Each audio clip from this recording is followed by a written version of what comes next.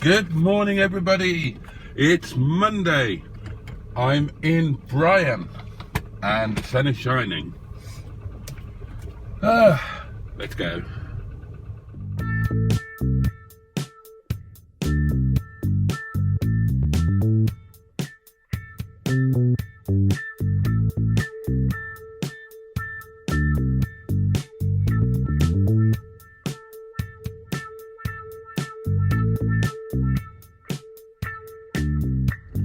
YouTube channel's not any good, but he's a nice guy. I'm sorry, Mr. Moulton. Sorry about that.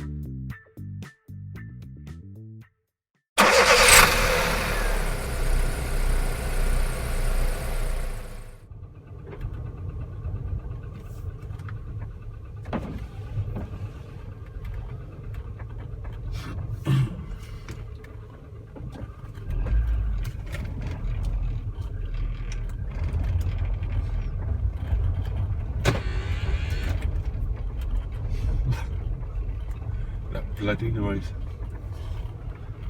Okay, the pedals are still in the wrong position. You'd think somebody would have moved them for me.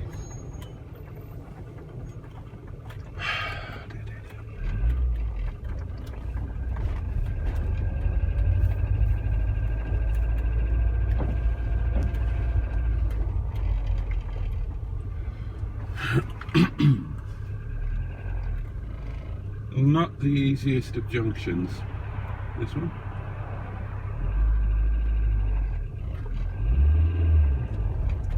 Here we go.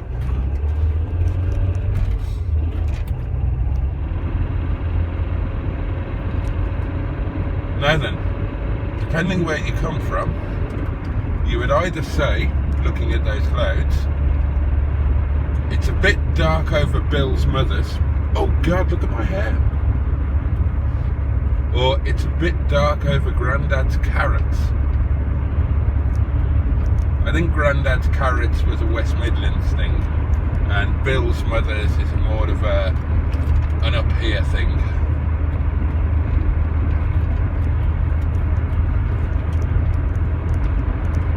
I'm having a seriously bad hair day. I know I'm having a bad hair life, but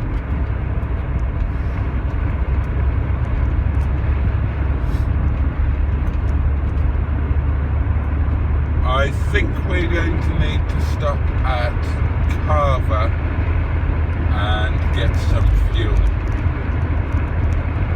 I don't think we're going to make it to our Tesco in wherever it is. What's it called? Hattersley? Mockram? I don't know. Bryan does have a fairly typical Rover fuel gauge in that the reading with the engine off is always lower than when the engine's been on for a while. So when I jumped in him and started him, he was reading absolutely empty right down on the bump stop, and the needle has now climbed a little bit, which makes me wonder whether we might make it to Tesco after all. Tesco is about, what is it? 25, 30 miles from here. Oh, the needle's come up quite a bit. Well, not quite a bit by most people's standards, because most people are sensible. I'm not. I'm one of those who play the game of jeopardy and risk, which is a stupid thing to do. Don't run your fuel levels low on an older car.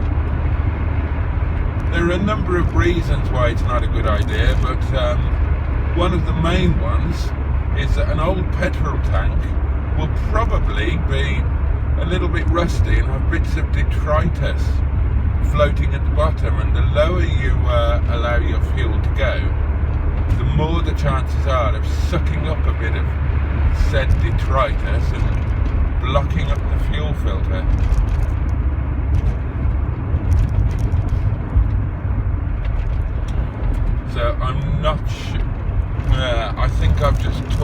myself into stopping at Carver and not risking making it to Tesco.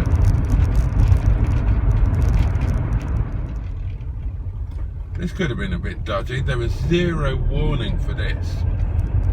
We've just come round a blindish bend and it's a 60-mile-an-hour road.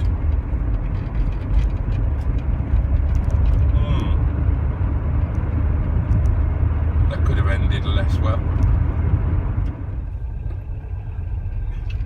Regular viewers will not believe what's happened here, but I've got stuck behind something large, towing something even larger. Who could have guessed? I'm going to pull off, and this is Carver Crossroads. I am going to pull off and get fuel, so, but you can guarantee that I'll catch that thing up at some point before we get to chapel. Oh well, it's a lovely morning. Okay, we have fuel.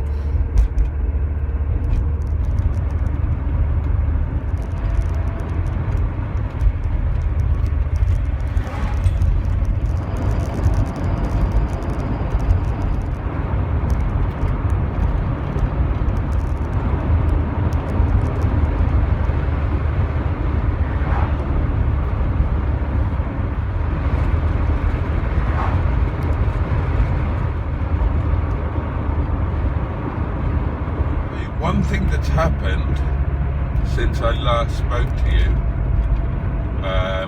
actually that's probably not correct, but one thing that's happened that,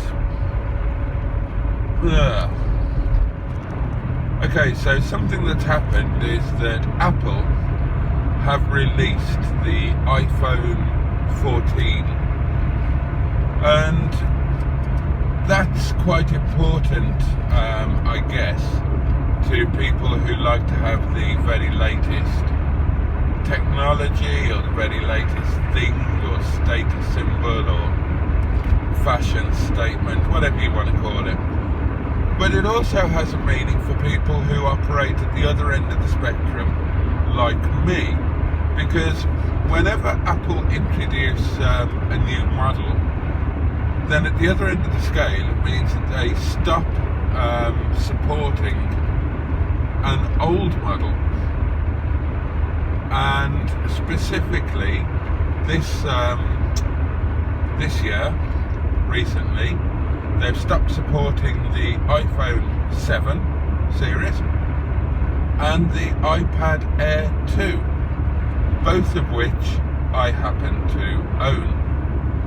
And that wouldn't bother me in and of itself, but I've noticed that when Apple stops supporting stuff, especially the iPad, it's not as if you just can't get updates and the thing will continue to work exactly as it did. It kind of stops working properly, full stop.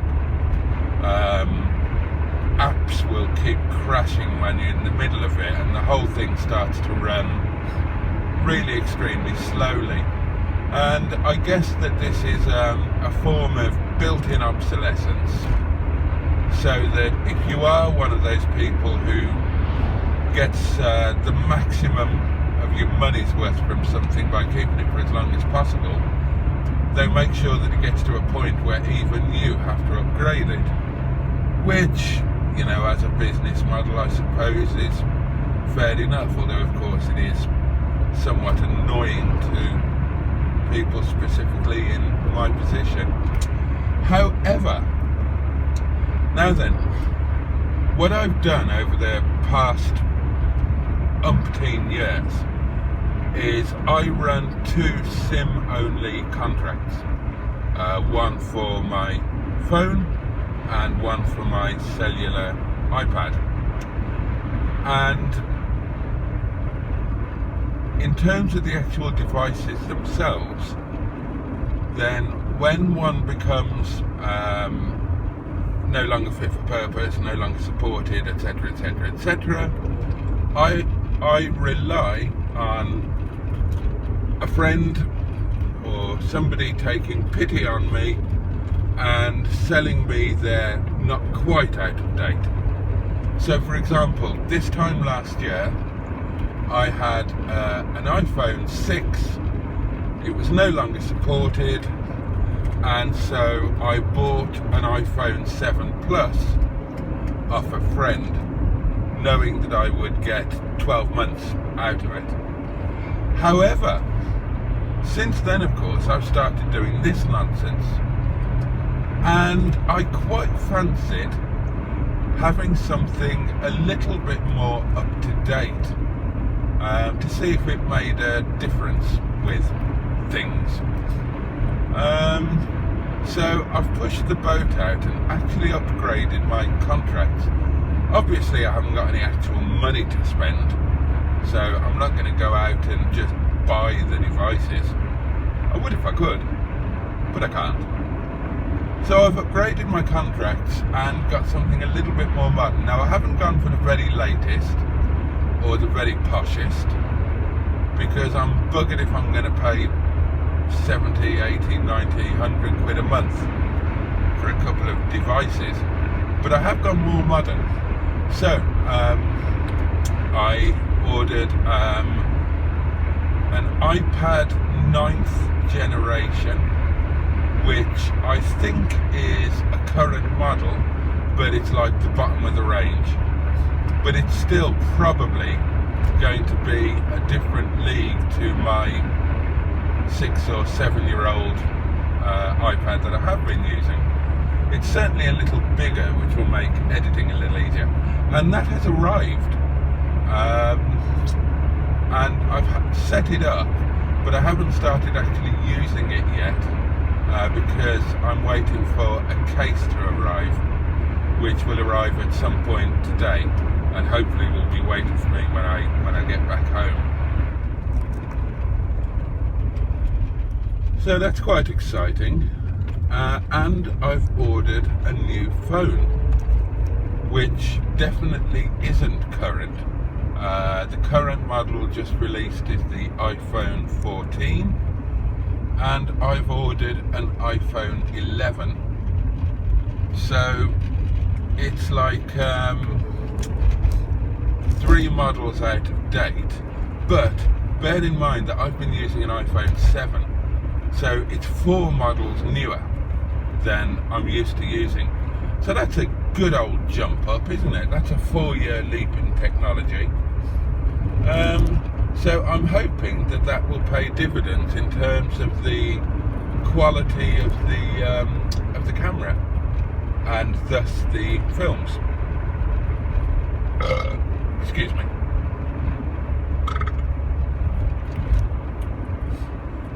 So that's going to be delivered at some point over the next few days, Wednesday I think. So again, that's quite exciting. And the thing is that both the iPad and the iPhone, although the iPhone isn't current model, they're both brand new. And these will be the first brand new iPads and iPhones that I've ever owned. So, look at me, moving up in the world. It's not like I can afford them, but I'm hoping that at some point, in about 17 years' time, I'll get 1,000 subscribers watching this absolute affront to broadcasting. And the trickle of little income from YouTube will finance such little luxuries and pleasures in life. I mean, it's not a massive amount of money, really.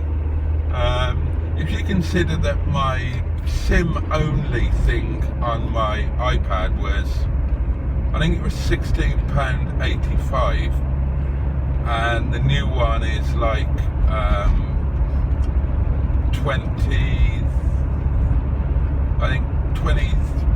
24 quid, something like that. It's only £8 a month more, £2 a week. And similar story with the phone. That's about oh, actually, that's a little bit more. That's about £16 a month more. Although it does have a much more generous data allowance, which might be useful if I start leaving the house more often. Here we are back at Sparrow Pit, and the weather's taken a rather immediate turn for the worse, hasn't it, loves? Shame, it was lovely when we set out. Oh well.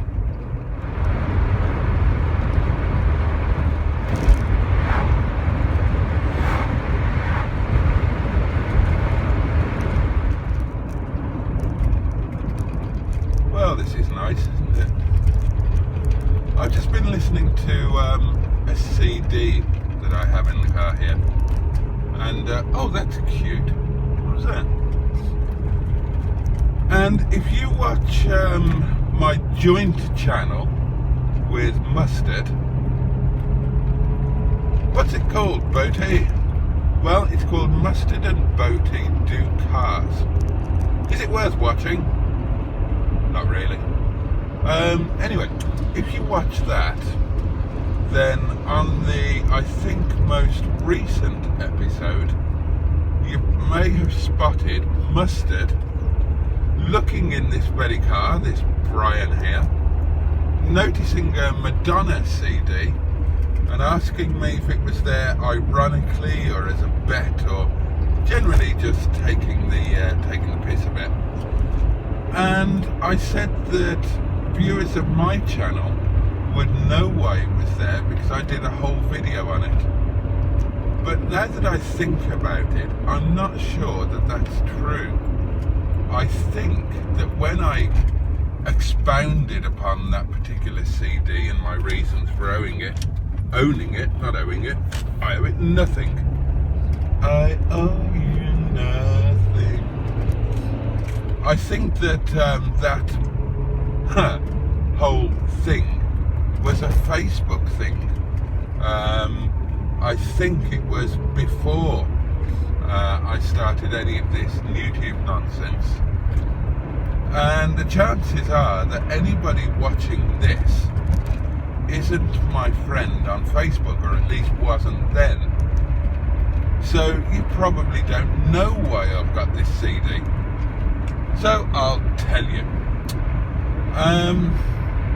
A while ago, I can't remember exactly how much of a while, but certainly more than a year. You know, when you get to my age, a while could be anything between a year and a decade, or an epoch. I wonder what an epoch is. I think it's a long time. Or possibly it's some sort of European pastry. I don't really know. Anyway, that's not the point, is it?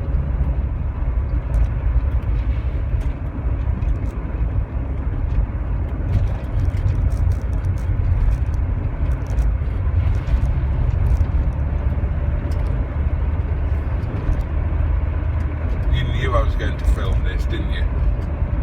You know this is my favourite bit. Here we go.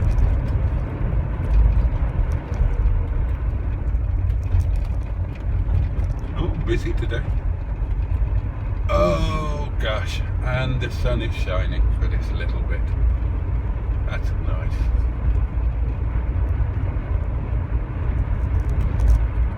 Yep, never fails to do it for me. And I'm still rather fascinated by this little chapel. One of these days I'm going to actually stop and have a wander around there. It's an independent chapel. That's something that I might do in winter. Somehow churches and churchyards seem to have a greater redolence in winter.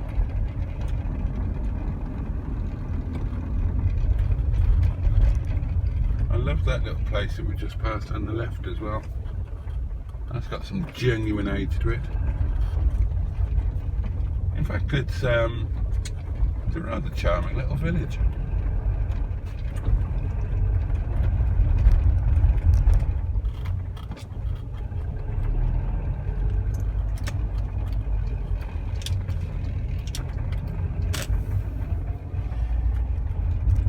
Anyway, I was telling you about that CD, wasn't I?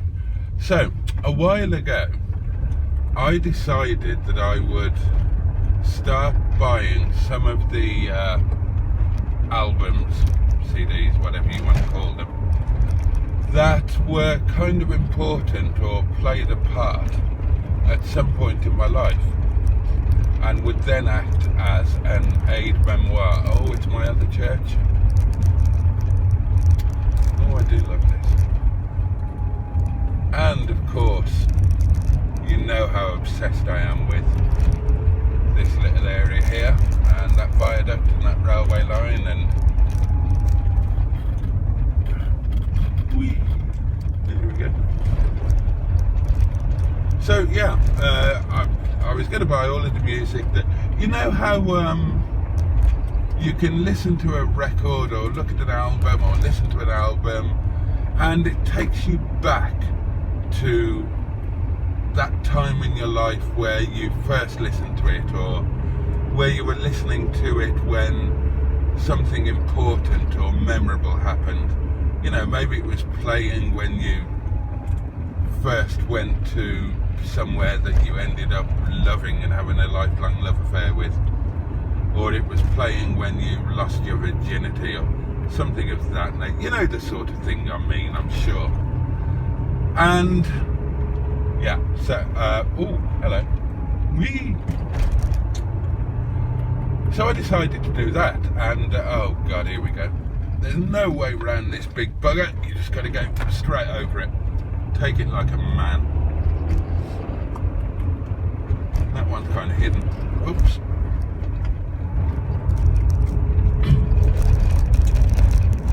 So, I'll get this story out eventually. And so one of the albums, CDs that I bought was this Madonna CD. In fact, it might have been the first one that I used as a kind of test to see if it would work, if it would transport me back. And I don't know if that's a kind of late middle-age thing where you start living in the past because that's just a natural thing to do, or because you want to remind yourself or the world, or probably yourself, that you that you haven't always been this hopeless, helpless, doddering, sad hermit old fart, that once you were younger and more vibrant. And so I bought it, and I remember putting it on in the car, and I think it was a summery evening, and I played it on the way home from work, driving over the tops. You know what my journey to and from work is like, you've been with me often enough. And it did, it worked absolutely brilliantly. It took me immediately back to where I was when I first heard this record. And I will tell you where I was and when it was. It was 1989. I can't remember the exact month, but it was early season. Somewhere around March or April time, something like that. And I was 18 years old, and I was having an adventure in Europe. At the time I was an athlete, and I knew that my future lay in Europe, and ooh, bloody hell. And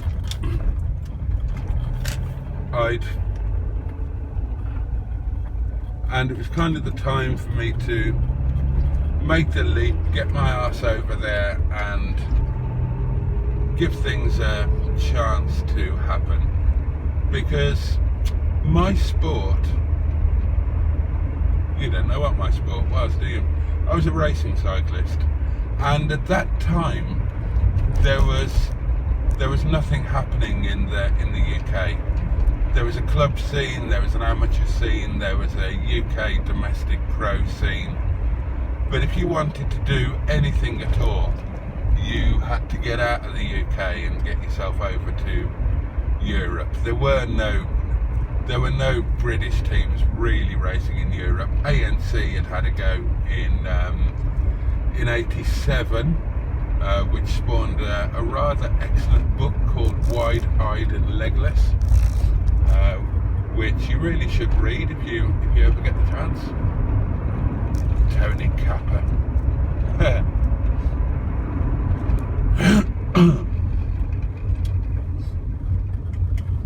So yeah, if you were going to do anything in the sport on on a world basis, then you needed to be based in Europe. So I was out there, this young 18-year-old boaty. I mean, I wasn't boaty then, was I? The artist that would go on to become known as boaty. The point is, get to the point. The point is, it was a Sunday morning and I was at the Tour of Flanders, which is one of what are known as the Spring Classics. Classic one-day races, very important on the cycle racing calendar, and Flanders is a big one. Now, I wasn't there to race. I was 18, and Flanders is a race for the world's best, toughest professionals. I was there as an interested gorper kind of thing, and I also happened to be there with two sisters, one of whom was stunningly attractive and the other one slightly less so. So we were just milling about before the start of the race, and we're just milling around, having a chat with a few people, blah blah blah blah blah blah, and I can't remember exactly how it happens, but one of the riders, I think it was a Danish guy called Johnny Carlson, who rode for the Fagor team, cottoned on to one of the sisters I was with, as you would. I mean, she was a stunningly beautiful girl, and I can't remember exactly how it happened, but he asked her, and by extension us, if we would drive his team car from the start, which was, where was it? I think it was it Ninove or Meerbeke? Whatever it was. Whether we would drive the car, which was a BMW, from the start to the finish, so that presumably he'd gone there in his own car, not in team transport for whatever reason. And obviously the race finishes in a very different place than which it starts, and it would have been a great help to him if his car was at the finish. So we agreed to drive it,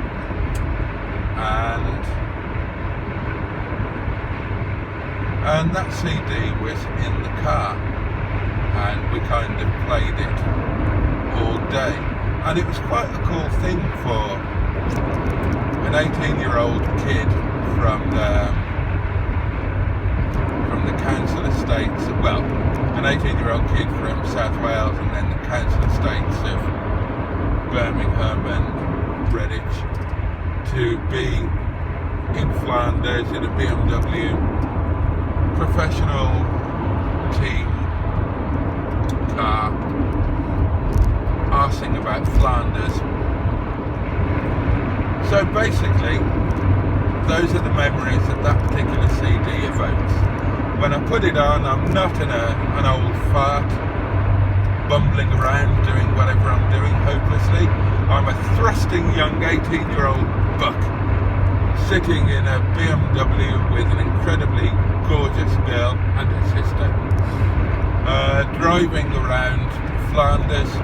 And trust me, if you're in a professional cycle racing team's car in Europe, in France or Belgium, then you might as well be driving a police car with blues and twos going, or the Pope-mobile or something, because you can do whatever you want. You can speed, you can go through red lights, no rules apply to you. And it was kind of an amazing day. We crisscrossed the race route, took in some of the famous landmarks of the route, and sure enough, in those days before sat-nav or internet-enabled smartphones or anything of that nature, we managed to find the finish and duly delivered the car. And then that evening, I remember that we stayed in Brussels and I had a night on the town with these two girls in Brussels, including a trip to the red light area out of curiosity, where we got ourselves in some trouble, but that's probably a story for another day. I should take a moment to thank all of you for your messages of concern and support after my experience of eating curry made with the world's hottest chili, and the somewhat unfortunate consequences that occurred thereafter. I mean, I say all of you, there was one, it was Lisa Postlethwaite, and she messaged me suggesting that I mix up a cupful of corn flour and water and drink that to try and thicken things up. Yeah, thanks Lise, really helpful, love. Milne Row, I am in you.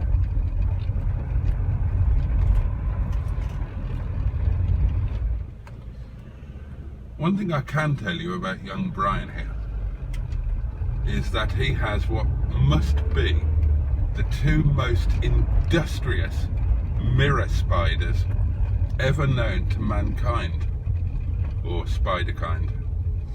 They appear to be doing their absolute damnedest to basically encase the entire vehicle in a web of web.